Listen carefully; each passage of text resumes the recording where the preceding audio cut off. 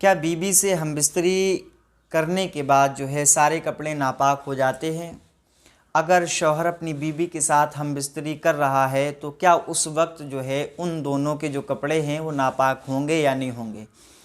तो इसके बारे में आप जो है आसान लफ्ज़ों में ये समझ लें कि जब शौहर बीवी के साथ हमबिस्तरी करता है और वो लोग एक बिस्तर पर एक जगह मौजूद होते हैं और हमबिस्तरी करते हैं, जिमा करते हैं, तो उस वक्त जो है उनके जिस कपड़े में जिस जगह पर नजासत लगेगी वो कपड़ा नापाक हो जाएगा और सारे कपड़े जो है नापाक नहीं होते हैं। आप ये समझ लें। बाज़ लोगों का एक ख़्याल है कि अगर वो अपनी बीवी से हमबिस्तरी की उन्होंने और जो है उसके बाद में फिर उनका ये ख़्याल रहता है कि अब हमारे सारे कपड़े नापाक हो गए हैं।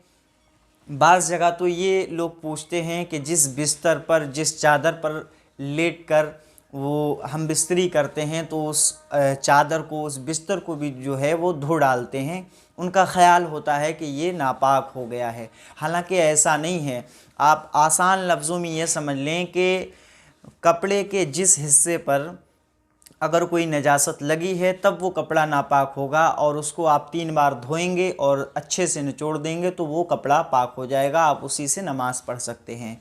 लेकिन जो लोग ख़याल करते हैं कि सारे कपड़े, मिसाल के तौर पे आपने हमबिस्तरी की, आपके बदन पे कई सारे कपड़े हैं, तो आपके जब कपड़ों में नजासत नहीं लगी है और आपके कपड़े उस नजासत से दूर हैं, बचे हुए हैं, तो आप ख़ुद ही अंदाज़ा करें और गौर करें कि वो कपड़ा फिर कैसे नापाक हो सकता है।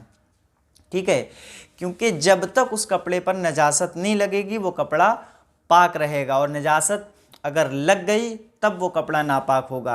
बाज़ लोगों का ये ख़्याल है सारे कपड़े धो डालते हैं, चादर तक धो डालते हैं। अब चादर का भी यही है कि अगर आपने चादर या बिस्तर पर हम बिस्तरी की और उस पर कोई जो है मनी औरत की या मर्द की मनी लग गई तो तब वो नापाक होगी ना, जहाँ पर मनी लग गई है। अब जब उस पर कोई नजासत कोई गलाजत नहीं लगी है तब वो नापाक कैसे होगी? लिहाजा इन गलत फहमियों को दूर करें और सही मालूमात हासिल करें। बात क्लियर हो गई हो तो जो है दूसरों तक इसको पहुँचाएं।